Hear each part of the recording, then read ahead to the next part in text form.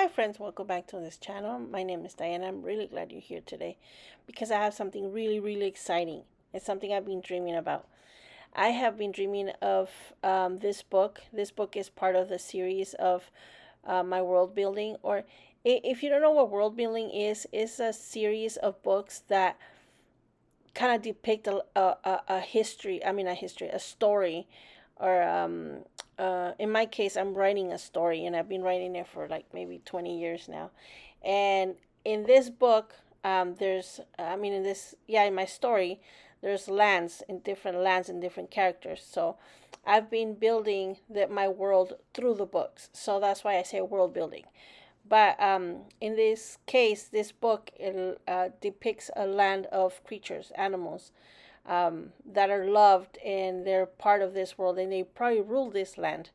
And so I start by making my wing shape on a plastic bag, and I'm using this black silicone.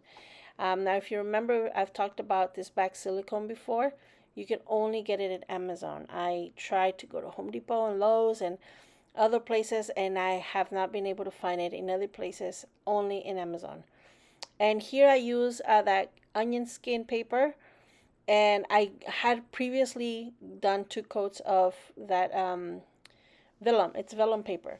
I had done 2 coats of that Elmer's glue or school glue, if some people call it, one on each side of this vellum paper, and then I wrinkled it, hoping that it gives me more texture, right?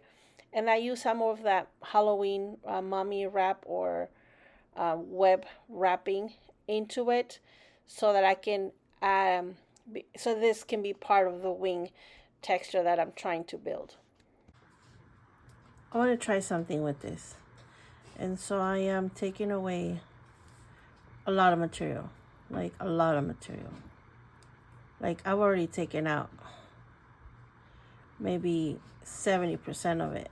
Like I've taken out, well, the first time I took out material was like 5 times this size. But now I'm taking more silicone off. Just trying to maybe leave the veining and some. I don't even know what I'm going for. I just know that I see like a big lump like this, and I either go from the back or pull it from the front, or maybe both sides. I just want it to look very disheveled.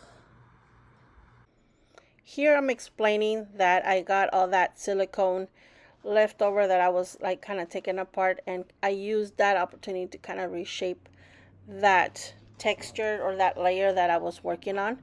Then I'm going to use, I bought this silicone or this Liquitex in a yard sale, and it was very lumpy. It was like a big lump. And so I put a piece of rock in there, not a piece of rock, but a rock in there. And it helped me just like liquefy it more. It was just more user friendly that way. And it was able to come out of that hole because it wasn't coming out. So I figured I just put a ball in there, like a sort of like sometimes nail polish have a little ball bearing inside. I just did the same concept with the stone. So what I'm saying here is that I'm going to use it to also paint and glue the part down, just because I didn't want that big contrast of white and black for the wing. Um, and I'm just going to use that with just regular glue. I have to apologize that most of the stuff here is going to be forwarded. The problem that I had was that this video is going to be, I felt like it was going to be too long, because this is the one time I took my time to like really explain everything and talk to you guys about everything without like forwarding everything and doing all that shortcuts. But it turned out I made it super long video. I I wasn't too sure if I should just like crop it and like do this kind of way where editing, so that I just forward it and then just voice over it. A lot of it is repeat, and like, once explain to you the process, I feel like you don't really need to see it. But a lot of it is like you do have to see it, and I felt like um, I don't know, like I really wanted to explain things to you. I wanted to get it done right. I didn't want to do part 1 and part 2, although I could have, but I feel like I was trying to compress it. And even though I'm trying to edit it at this point so that it doesn't belong, so it doesn't do part B and part two, or one and two, I'm hoping that I can edit it all in one and we can all be happy in one go. We'll see how we end up being, because I just started the video. I just started editing, and so we'll see where this goes. But okay, so here's the two pieces melted together, right? I feel like at this point it looks good. Then I cut it out of the background. Then what I'm doing here is I'm doing those I don't know if they would be called crevices, those bends on the bat wings. I feel like that's what turned it into a wing. All this texture and all this black and the shape wasn't really making it a wing until I decided to make these bends or crevices, or I don't know what these called. But until I did that, that's when I felt okay. Now we're turning it into a wing, and I really liked it. It's a little hard, but once you work it in and you figure out where the shape and each crevice or bent or fold goes, then everything was good. I just pressed it down, and there it went. Okay, so I found this hat that goes on a jacket with this fluff. My neighbor was having a yard sale, and I saw this, and I asked her, "Do you have the jacket?" She said no. I said, "So you're selling the hat?" She's like, "No, it was just like on the stuff that I was like, all the stuff that she took out, right?" So I was like, she's like, I told her, "How much you want for the hat?" She's like, "You can have it." So we're gonna turn it into an animal fur. Okay, so I cut the strip into half. So literally I went here. If you're gonna cut fur, don't ever do this. Cut with the knife here, and then separate it. That way you still have like a nice finish on top. Because if I went with the scissors, first of all, it makes a mess. So I happen to have a thicker and a thinner strip. So on the thicker strip, I'm gonna what I want to do is see if I can like prolong it so it goes onto the spine. I think a little piece of this would be cool in the spine. I think the spine, I want to make it like a little haphazardous parts of animals. And this one, I want to marry it here, I think. I'm gonna, maybe, I don't know. Let's see. Okay, so I like how when I put this here, see how it's folded in? I'm gonna do this so that you can still see the fur from inside. I mean, from the other side, right? Like this. Like that. So then what I'm going to do is do the same thing on this one. I'm gonna make sure I have the same hair falling this way. So I'm gonna glue it. Where's my glue?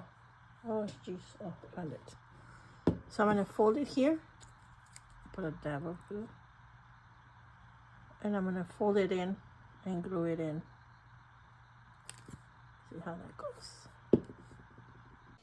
The fact that I got this fur it was just luck, because I guess because you have that mindset of that particular project you have in mind. But every time I'm like doing something and I happen to go to a yard sale that weekend or go out that weekend, I find something that matches the project I'm currently working on, like the suitcases. And I found a piece, like a leather thing, and it matched perfect, like just to finish it up. I feel like it's just God's way of saying, here's a little something for your thing. And so I really enjoy that, the when that happens. I wanted to, glue the little straps of leather onto the thing, and I scored it before, just because I always feel like, just to be safe, I don't want my projects to be falling apart, and scoring just definitely helps me feel secure in that aspect. And again, I'm sorry about all that shaking. I'm currently, pondering on how to fix it. And I think I got something soon on the works. But meanwhile, I'm so sorry about all that shaking that the camera is doing. Okay, this is how it looks so far.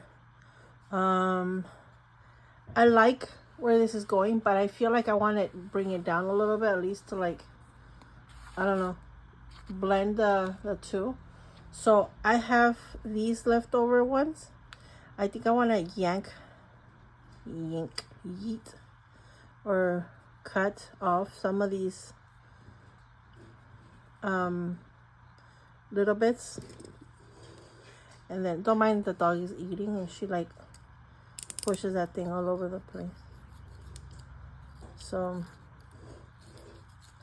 I think I want to do something like this, and then like, let's see.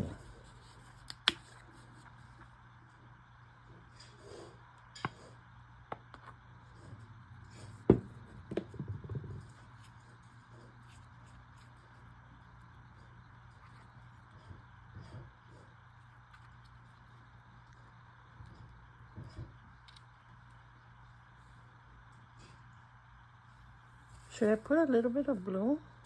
I mean, black on this? So it doesn't look white too? I think maybe I should. Again, sorry about the shakiness of the camera. I'm really, truly working on it. But here, there's nothing to it. I was just like ripping some of that fur out and cutting it out, and then just gluing it onto that glue that I just laid down. And it's just a point to cover the shininess of the paper or the slinkiness. And plus, it gives it a good back, like a good wing, hairy wing look. I loved it. When shaping with aluminum, make sure you um, squeeze it first, because you grab a piece of aluminum and you think that's enough. But you got to work it out. Like, just push it, pull it, add to it. It's so easy to shape or get the basic shape, because remember, with aluminum, you're just grabbing the basic shape. And it's a great way to have a build up or pre-build up to whatever it is you're going to build on top of it. It works super good. Okay, so this is my beast skull base. So I have these long ones that I'm thinking they're this, but instead of like this. Or should I bend them? I don't know. Because I'm looking at my hand. Then I don't want it to look like a hand. 1, 2, 3. What if it just has 2?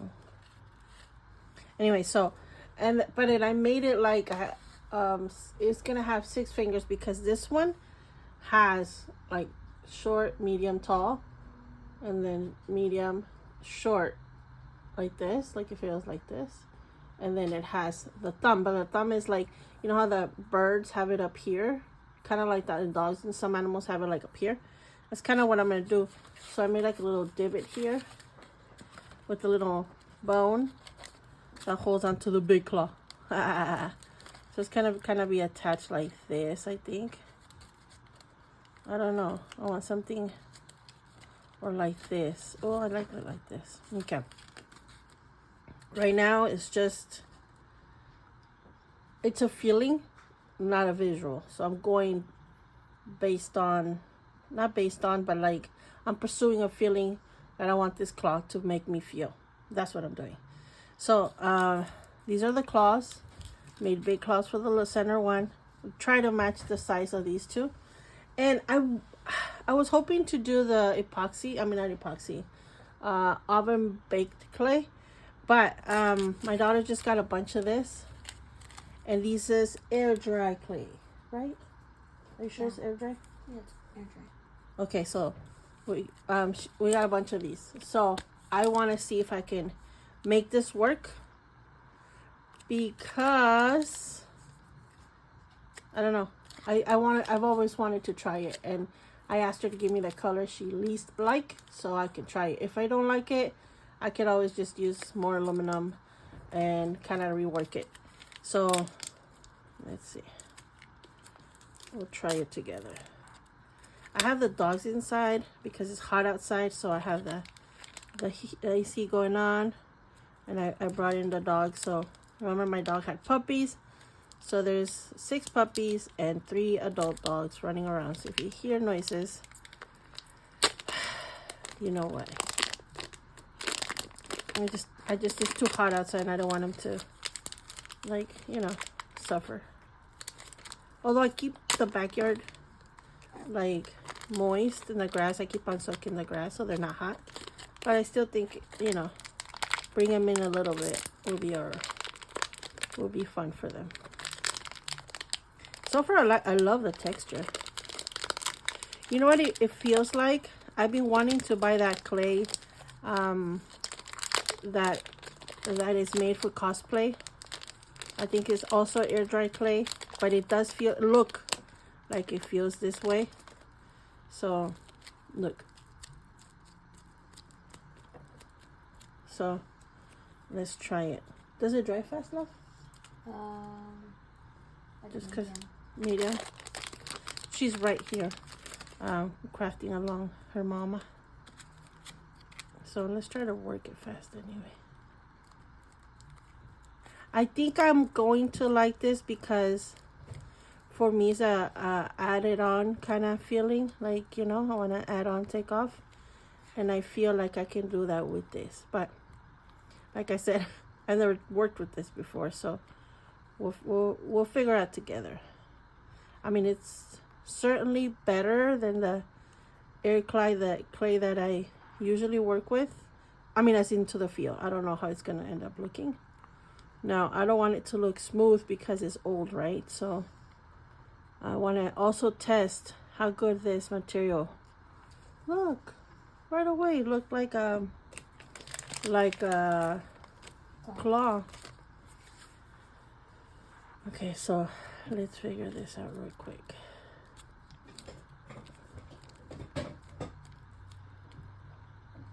Oh my gosh, the mailman came. And I thought we were gonna like go berserks. Oh, and I wanted to try to do like union, like the bones do. Kind of like that. Let's see. Like on.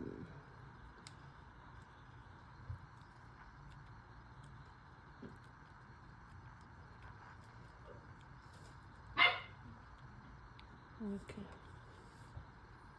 Does that look like a bone? Looks like a chicken bone, but hey. We're kind of going for lizard / chicken. And that's what makes a dinosaur. I think. Anyways, let's wrap all of these up. Okay. I couldn't help it. Those fingers were ridiculous. They look like sticks. Okay.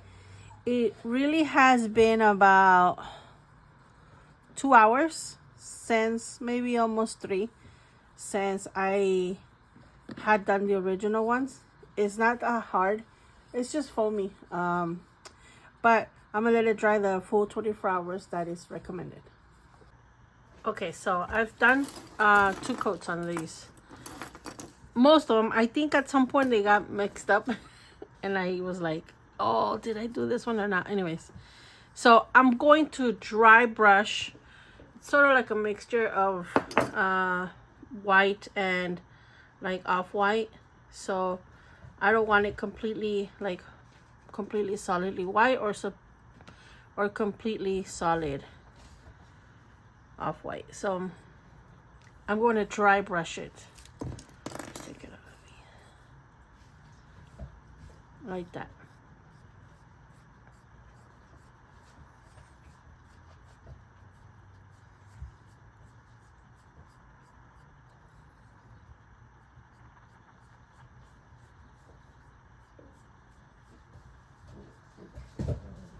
Okay, I kind of tinted them all a little bit.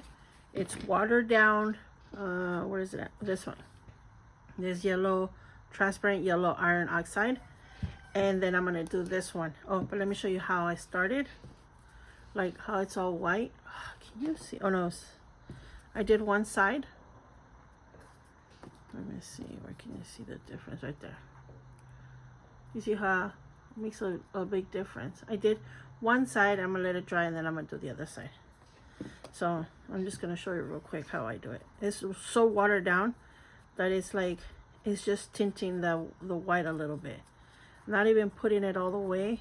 I mean, not all the way, but like in all the spots. I'm leaving like a lot of it like whitish. It's just a little tinting of aging the bone. Oh, they all are. Okay, so let me explain what's happening here. I got a long piece of wire, like the thin wire, and I folded it in half. And so now I'm kind of working with per se a double wire. I'm doing it for two reasons. One, to strengthen the whatever it is that I'm weaving it together, and also it makes it look like I did a lot of winds up myself. It doesn't look like just one little thin wire. So what I'm doing here is I'm kind of uniting the whole thing by, would it be called weaving, or not threading, but not even sewing? Yeah, I'd say weaving.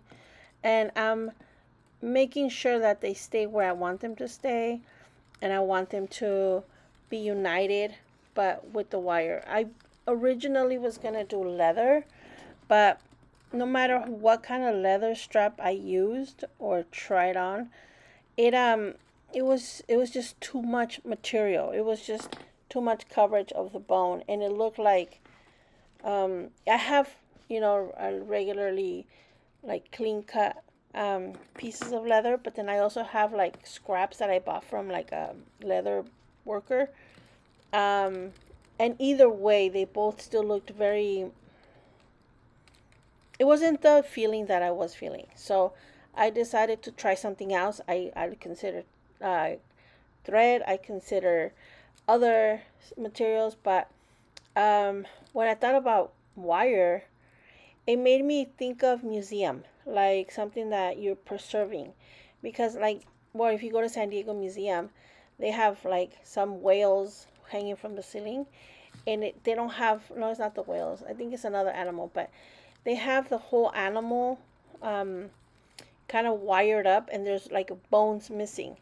So they, with the wire, they give you the whole shape and the whole scenario, how the animal would kind of look like, and they put in there some bones. And I love that feeling. I feel like it's history and art together.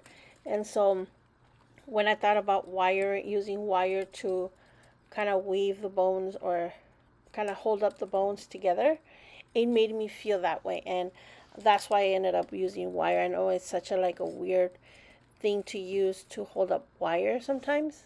Well, as I'm using it, I'm realizing it's not conventional, but it does make me feel that way in the museum. Like, you're doing it.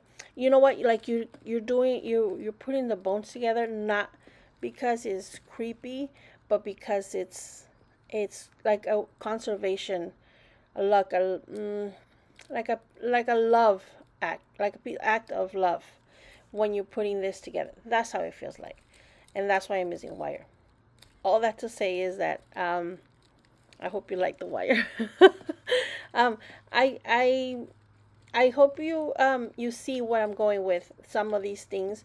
I don't want you guys to feel like I want to be creepy because it's close to Halloween, and people, my like family members that I've shown this to, is like, oh my gosh, you did this because it's Halloween. No, because I'm part of a story that I'm trying to tell.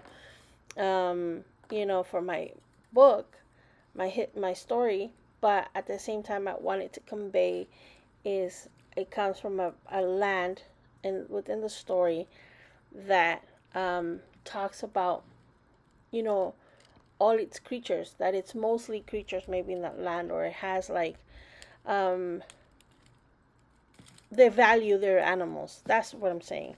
They value their animals a lot, and they have more animals than the rest of the lands, and so it's I want that book to say that. And so I felt like the best way to say that is to kind of in represent the animals in the book. And the best way I feel like we can represent the animals is by using the animals' bones. And I didn't want to use a skull, although I would have used a cute little one of like a bird or something.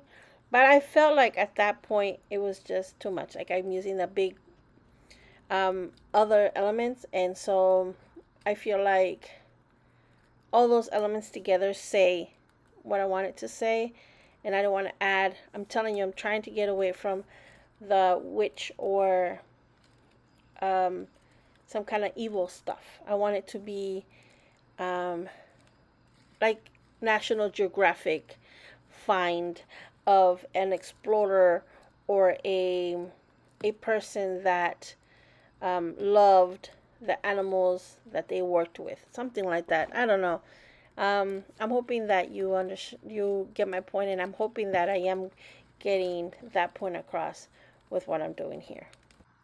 Okay, so I'm liking how it's coming along, but something's not convincing me.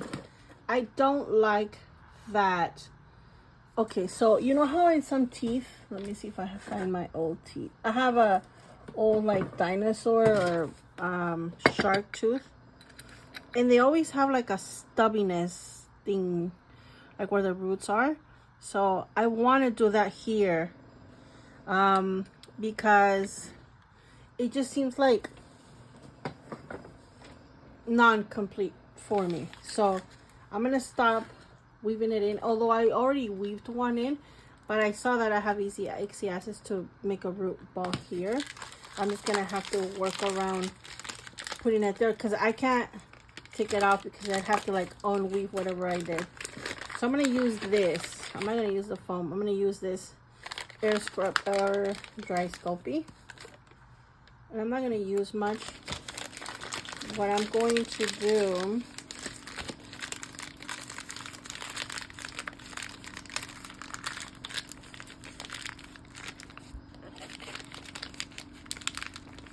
I need to get me a Ziploc bag so it doesn't dry on me.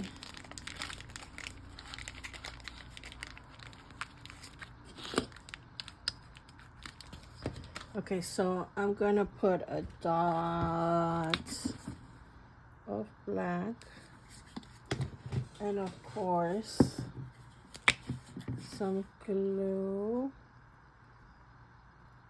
It does work. It does make a difference if you're wondering about the glue. I have used it without the glue, and I've used it with the glue, and oh boy, it does make a difference. It's like it like even feels different when it dries. So much more different. Look. And like that took me all of 5 seconds to do. Okay, so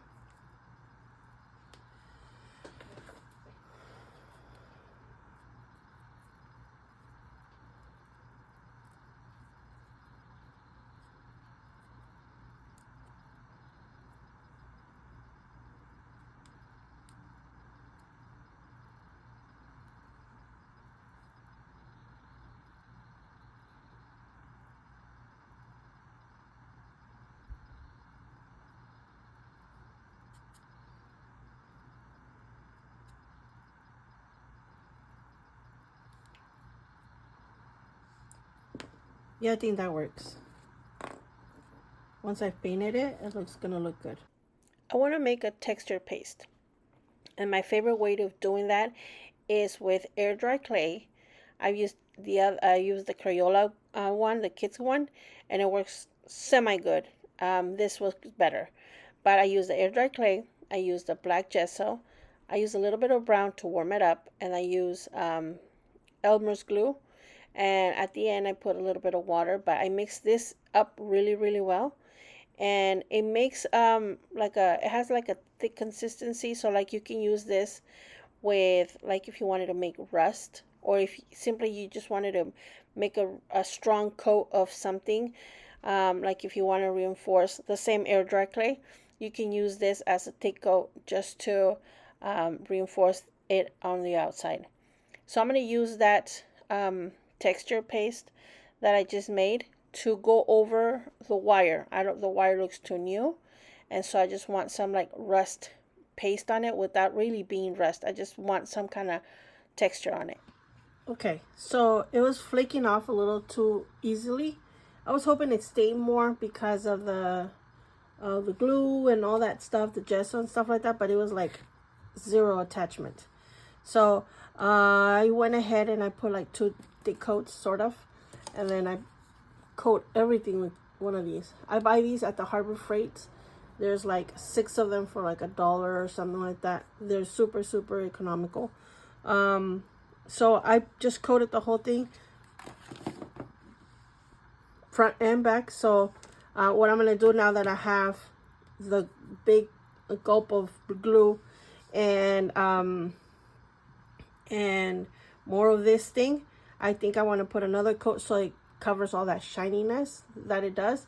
Plus it gives it like another dimension. So I think I want to do what would be this, a 4th coat or 5th coat of the mix. So I have it here, and I found this needle is easier to use than the, what's it called, brush. It was just like making a big mess. And I mean, I want it to be looking messy, but it was just like, wasn't looking artistically messy. It was looking like I couldn't, like a child painted it or something. Oh, this is my favorite part of the whole thing, is always to paint, and I feel like it gives the whatever it is you're working on a different layer of, I don't know, just I really love painting. So I had to forward it because I just like blabbered on a lot, and I did this so slowly you don't even know. But this is like, I don't know why I took my time. I guess I took my time because I love it so much. But in any case, I'm kind of like dry brushing this orange, and I'm gonna do a little bit of rust technique on it, without being so rusty. It would be more, and in my head, it's not rustic, it's antique. Do you know what I mean? It's like there is a difference in my head. To you, it may sound the same, but in my head, it's different. So I'm using, I have these acrylic colors that I have preset to an acrylic. I have it marked as with an R, so it's for rust. And it usually involves this yellow, another yellow, but I'm including in this trio of colors, which is brown, orange, and yellow, this yellow that we used on the hand. And I'm using it not on the wire itself, but sort of like the cast off of the rust from the wire. And I'm using a little bit of that, and then I'm using this yellow to add a little bit on the oxidation of the wire. Then later, what I do, I don't think I show it for time purposes, but later I kind of bring it all back down and kind of merge it together with a washed down brown, the same that stain that I used earlier. Okay, so in this case, I gotta start. I'm gonna make a mold, but I have to make my model. And in this case, I could not have found a better beginning to my model than this cone maker thing that I did. I'm showing you that I did a doohickey there, and I cut myself, so it happens even to the worst of us. Anyways, so it's wood, and I was just cutting it to the shape that I needed. I had already started on one side. I liked it how it went. Then I'm showing you how I did it with the other side, and I just kind of matched the shape by eyesight, and I just carved my life away. After I carved it, to tie it all together, I sanded it super smooth. I just went around sanding it and turning at the same time to make sure I grab it all evenly and not sand on one spot more than another. Here I was saying that I needed to extend my point because I wasn't too happy with it. So I drilled a hole. I grabbed a piece of shish kebab. Then I decided to glue it with super glue. And I decided to grab some of that dust from my sanding that I did before. So it fills up because the hole was a little bigger, but it straightens that stick inside there. I grabbed a little bit of the same thing. Air dry clay with glue makes it super hard. And so I'm going to use that to extend my point at the end because it's like choppy. It's missing, feels like it's missing a piece. So don't forget to put glue on the thing you're gluing it to. And yeah, just kind of like sculpt it, shape it until you see that it looks like a point. After we've done a shaping or model, I need to coat it. So to coat it, I'm going to use epoxy. Epoxy is 50-50 of part A and part B. Then this is my favorite part because you can mix, and first it becomes cloudy. Then after the cloudiness is gone, that's how you know it's ready to be used or poured. Now you see there has a lot of bubbles, and when you if I was to pour it into a mold, you could get rid of those bubbles by either using a lighter with fire or just using your heat gun. In my case, I like kind of smearing it onto something, and it's even easier to get rid of the bubbles by using my heat gun. Now in this point I was like, okay, this is going to work, but it's messy, so I just put a little towel on top of it, and then I even changed that by doing this, and I just keep on pouring it in and working it in. Now remember, it's wood, so I knew that I was going to be having to work it because it sucks it in. Then after that, you make the container where the mold is going to be held in. So in my case, I used laminated, I say laminated cardboard because I put very thick and very glossy tape. I don't know what it would be called. I know it's used for construction, but I don't know what it's called, but it works for me when I make my molds. Then what I'm doing here is I'm just putting layers on the top so that I'm able to hold it right in the center as I make my mold of the bottom of the thing. So I'm going to do it in two parts. I'm going to use the bottom of it to stabilize it. Then I'm going to remove the cardboard pieces that you just saw me putting on top. That's why I put it with a little clip, so that's easier for me to just take off. And then I'm able to just pour the second half, and that makes things easier for me to work with. And it just it ensures also that if I have a leak, I'm able to catch it with the first pour rather than like have too big or a lot of amount and then have this whole thing. Sometimes it's not recommended to do two-part pours on the mold because it will give you like it will separate it maybe if it's not done correctly, if it's not one is not mixed right or the other. But in my case, I've used the same product before, and I've had it worked. I have done it before many times just because I like to pace myself and I want to make sure I get it done right. So I'd rather do it in two pieces, two parts, to ensure that I'm doing it right rather than have a big pour and it doesn't come out right. So here I'm doing only half of it, and I'm making sure that everything's all in. I shake it a little bit so that I pop the bubbles out if there's any bubbles. Then I see I'm able to center it right. If I was to pour the whole thing, how am I going to center it unless I do like a whole production of mold thing? But this worked great for me. Okay, since my crystal tooth is going to be clear and see-through like a crystal, I want to make some roots coming down inside of it. And I'm going to use this aluminum because I want it to be kind of like shiny, like a diamond inside like some kind of like precious stone, like gold or silver inside the diamond crystal tooth. But I'm going to paint it. I'm going to give it some depth and dimension with a little bit of black and a little bit of this beautiful blue that I just found myself in the store. It was just, I was like, what is this blue? I loved it. So I'm using that to color the inside of the tooth. Then when I to pour in the inside the clear epoxy, I'm going to mix half and half A and B. Usually now products they sell them in equal parts, so like you gotta do part A and part B and usually equal. I usually grab those because I'm in the middle of so many things that it's easier just for myself. So before I do that, I put jelly before, petroleum jelly before, like I did on the mold. Now, I mean on the model. Now I'm using it on the mold to release. It just helps you release whatever is you're casting or making, so that you don't have to cut into it. But in my case, you'll see later, I still get a boo boo.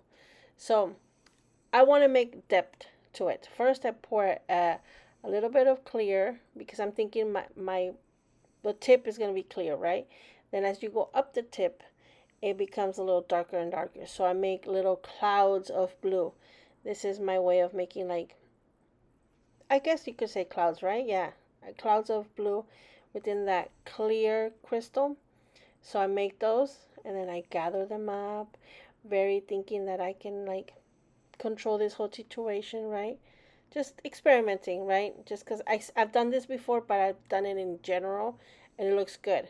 But in this case, I'm doing like three things at the same time, and it's like a little silly, but I didn't know what was going to happen next. What was going to happen next. But in my case, I'm using more of this blue on the here so that I make sure all the dark blue is in between the aluminum.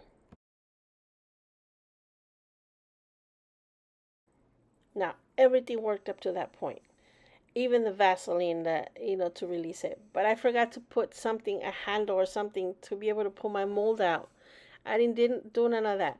I'm such a newbie. I was just, you know what? It was just 3 in the morning. That's the time usually that I work on these things. And it was just like, I was just tired probably. But I forgot to put something where I can pull my tooth out of. And I only had the aluminum and I couldn't pull it from the aluminum because it, what's it called? It would break off. So, I mean, it's not a big deal because you can cut into the mold. And when you're going to use it, just keep that cardboard thing on it. And just, you can wrap it up with tape again. Or you can do rubber bands. There's different ways of closing that mold. But it worked out great. And now the whole blue thing, I didn't know the part that I put blue paint to it.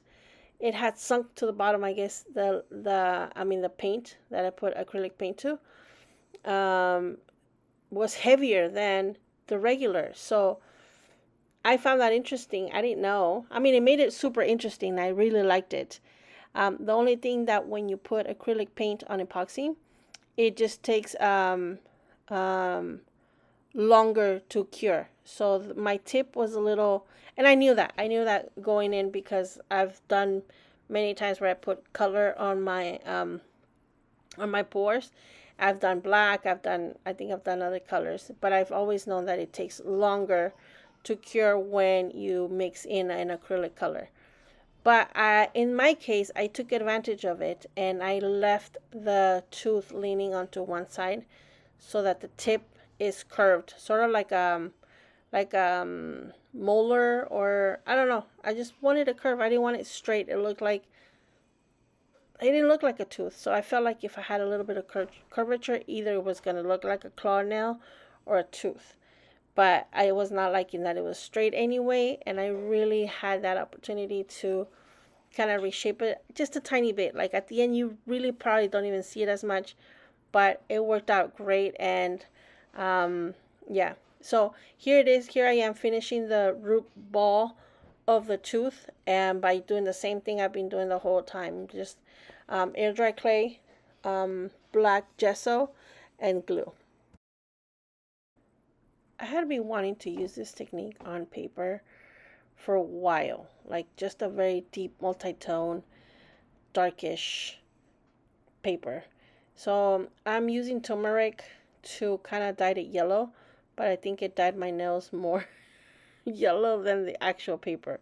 I mean, it did work. I left it overnight and it kind of stained it yellow.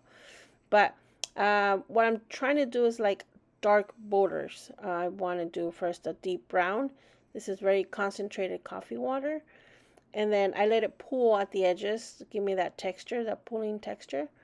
Then I want to, then I'm going to go back and using that little pool to kind of like wicker, is that the word? Black around it. Um, Man, I wish I would have done it earlier. I love how this came out.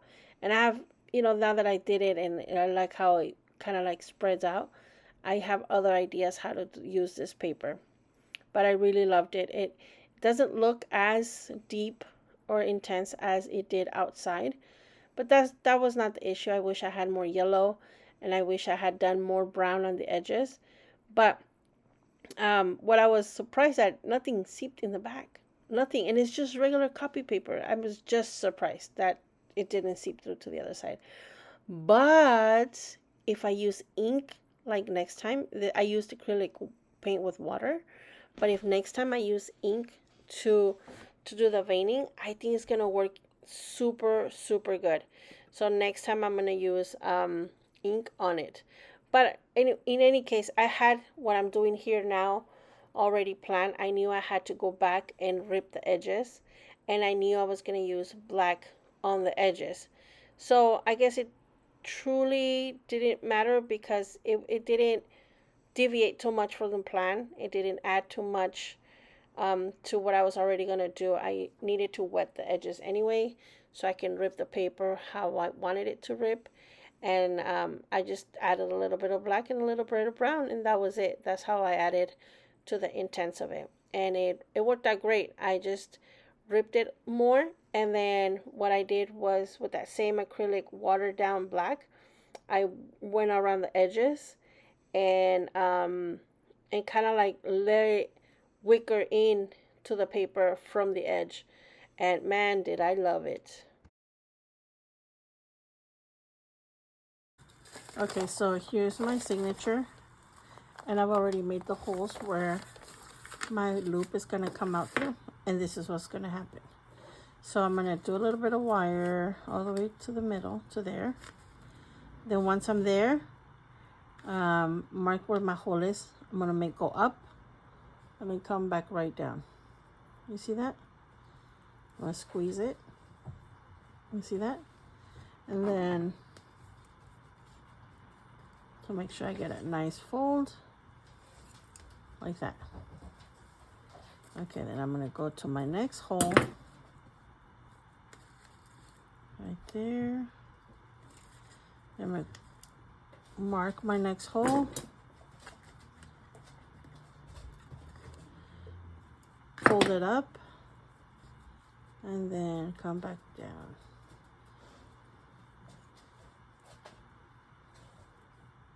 And then fold. Press it down. Go up. And then cut it. Once it's cut, gonna finish the ends nicely. I'm gonna finish them away from the loops we have. Like this. Then I'm gonna put this in here. Put my loop through the hole. Is there a hole here? Let's see.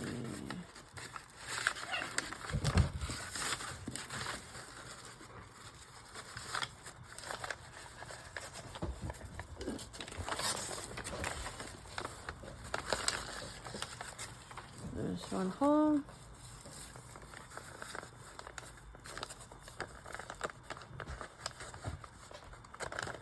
Okay, so there's two holes right there. I'm gonna put it through here, open up my hole,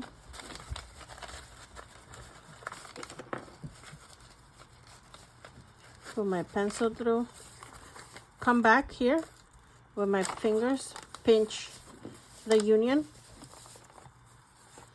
and so that I can twist this and not have it discombobulate.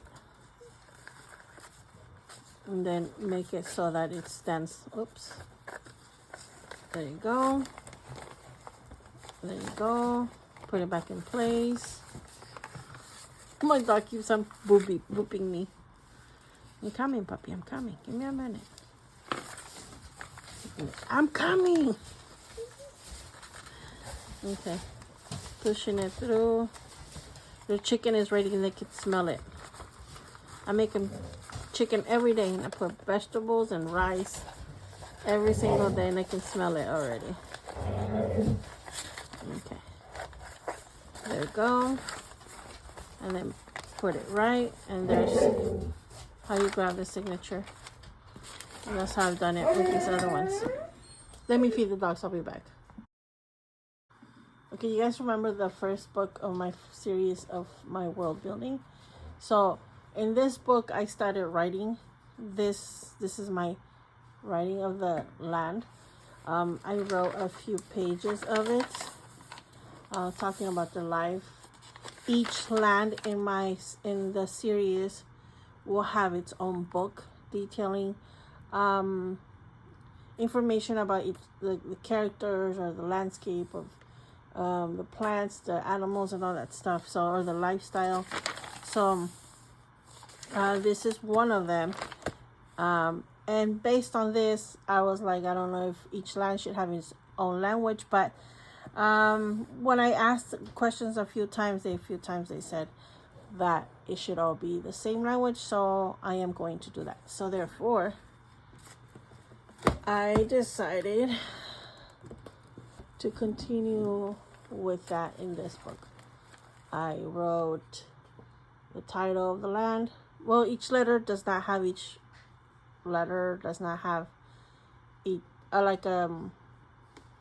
word or saying or anything, but I feel like it looks like the title of this book and maybe a name down here.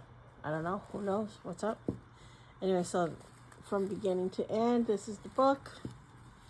And then the metal binding or rings that I did, I untied the knots or the strings that were holding onto the spine here. And this spine is held by two, it's like a jewelry thing. I think it looks great. I love how I made it so it goes down this way, so there's really no wiggle, unless I do this too. But if you do this, there's zero wiggle in that. So there's the cover, the spine, so it's gonna sit like this on my shelf, and I'm going to love it. And the back. Now, for as furry and crazy as the back is, I still feel like maybe it needs more. I was thinking putting jewelry on the back, like maybe earrings like that, but I don't want it to look witchy. And I feel like if I did that, it would look witchy. So I want it to look like a wise person, or like a person of medicine from this land. I don't want it to look like a person of witches. You know what I mean? That's a different thing, and I don't know. I don't know. I want it to be a clear line, but here it is. And on this little corner, I tucked in there 3 of my chicken feathers. And then when you open it, you access the pages here. This way that I bind with the wire makes this really easy to access all the pages. You see how there's no problem accessing the pages, and it makes things easier because you could move them around, shuffle them around. You can add more, take away. I love this technique of binding. I've used it in other binding techniques. Let me show you. Like on this one, I used it the same way. In this case, you could take it off like it's held on by these. Okay, I promise it comes undone. There you go, see? And then you put it in there, and you can just take off through the little spine hole here or window, and then you can just shuffle around the signatures as well. And again, very easy. In this case, I did, instead of just using the rod here, I went all the way around and made a whole page about it. So in another book, what I did is I put plants here, so it looks like a what is it called, a plant climber thing. And you could use it to put like tissue paper as a see-through page and stuff like that. Let me see what else. See, I like it. It's kind of cool. Maybe we can explore that in another video another time. But in this case, there's 3. On this one, there's 2. But yeah, I really love this technique. I called it wire binding, but I think that is called by something else, or with something else, or eyelet, or I don't know. But I love this technique. I love it so much, because you can be creative into the design of the wire that you could do. In any case, I used it here, and I really like how it came out, because I used the same kind of wire that I used here, so it kind of ties the binding of the book to the book itself, and I really appreciate how that came out. But let me know what you guys think. Also, I had the idea of possibly trying to have this like scrap piece of leather. I'd hate to do the whole ka-chung like thing again. Maybe I did it this way. This might look cool, because I definitely don't want to do the whole side to side, but maybe back top to bottom might not be bad. Let's see. I can see it.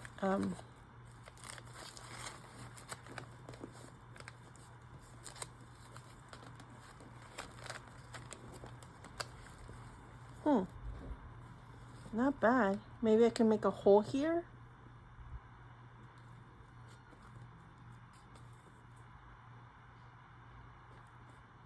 Or maybe just bind the sheets to it.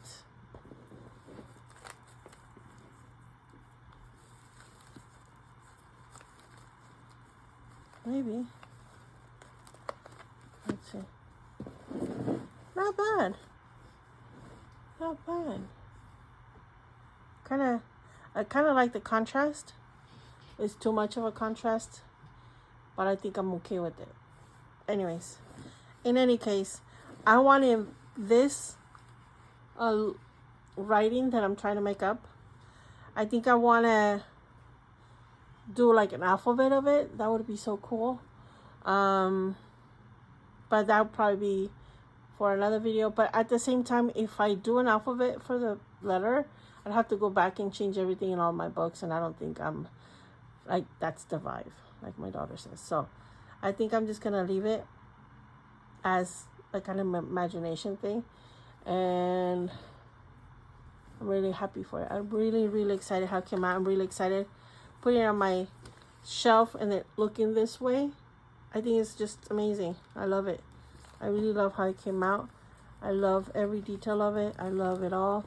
I'm really excited to hear from you guys, and let me know what you guys think. Let me know what you would have done differently, or what is your favorite part of this book.